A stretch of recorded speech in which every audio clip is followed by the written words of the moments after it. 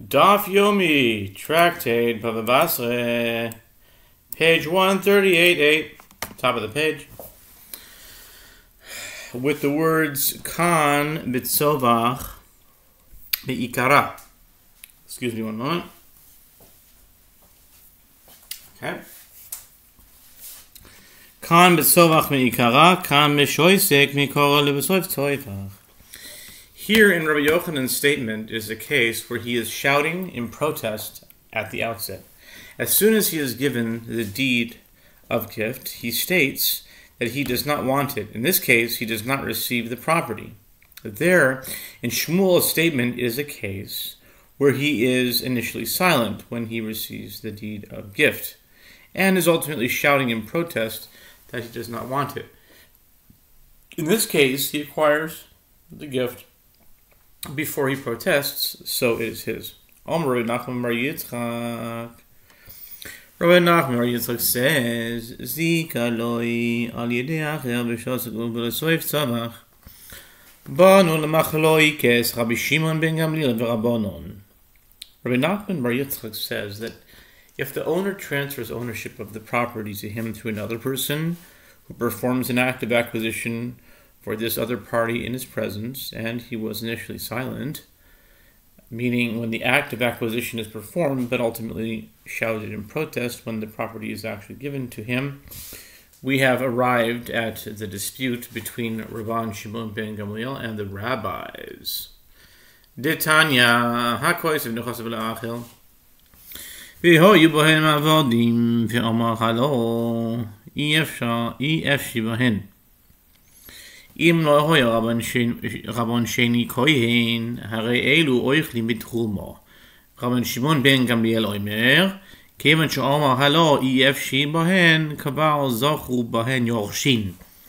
This is, as it is taught in the Batra, Tosefta 8.1, if one wrote a document granting his property to another, and there were slaves among his property, and the other person said, I do not want them, if their second master, meaning the recipient, was a priest, they partake of truma, the portion of the produce designated for the priest, as his protest is ignored.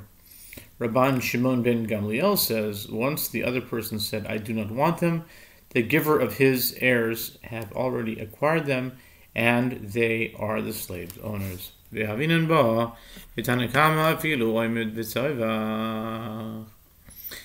we discussed in the Batra, and does the first Tana hold that he acquires them even if he is standing and shouting in protest that he does not want them? That is not reasonable.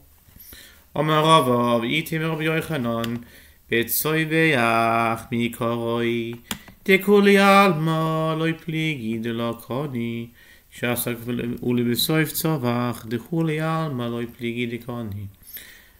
says, and some say it was Rabbi Yochanan who says, in a case where he is shouting in protest at the outset when he is given the gift, everyone agrees that he did not acquire them. In a case where he was silent at the time and ultimately shouted in protest, everyone agrees that he acquired them. Ki pligi, when do they disagree? Lo al yedei acher v'shosak v'soif tzavech. The Tana Kama Dishasi Kanino.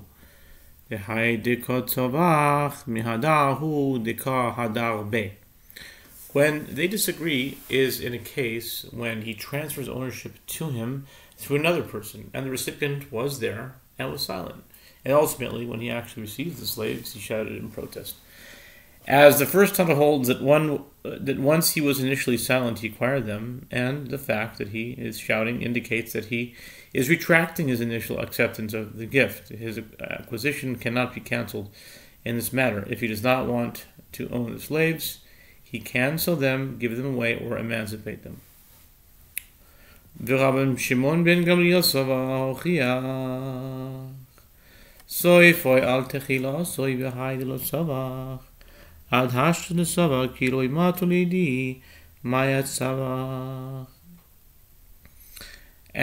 Shimon ben Gamliel holds that his ultimate actions prove the nature of his initial intent. He never intended to acquire the slaves, and the reason that he did not shout in protest until now is that he reasoned, as long as they did not enter my possession, to what end will I shout?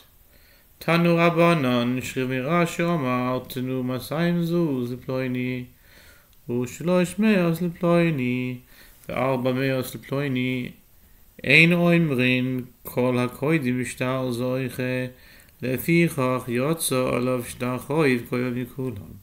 The sages taught in Tosefta 9:6, if a person on his deathbed said, give 200 dinars to so-and-so, and 300 to so-and-so, and 400 to so-and-so in this case, and one does not say that whoever appears first in the deed acquires his money first. Therefore, if a promissory note emerged against the one who gave the gifts, and it became clear that the money given was pledged to a creditor, then the creditor collects from all of them.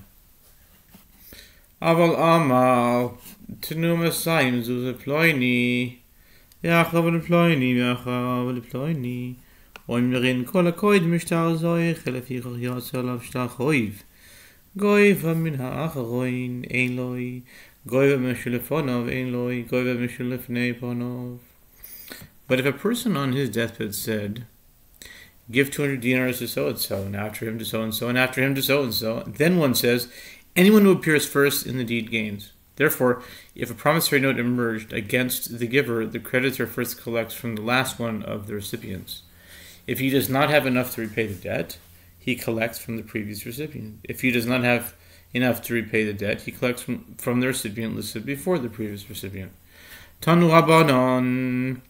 We learned in the Braise, Shriv Meirash Omar Tunu Masayim Zuz Leploini B'ni B'chol Keroi Loi Noit Lim Noit Lat L'chorosoi Imam B'choirosoi Yodoi Al Ha'elyoina Rotza Noit Lan Rotza Noit Lan B'choirosoi.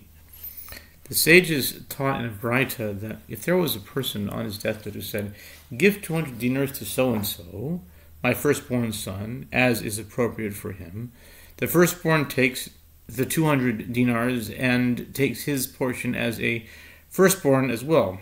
If he said, give my firstborn son 200 dinars for his portion as a firstborn, he does not receive both, but he has the advantage. If he wants, he takes the 200 dinars, and if he wants, he takes his portion as a firstborn.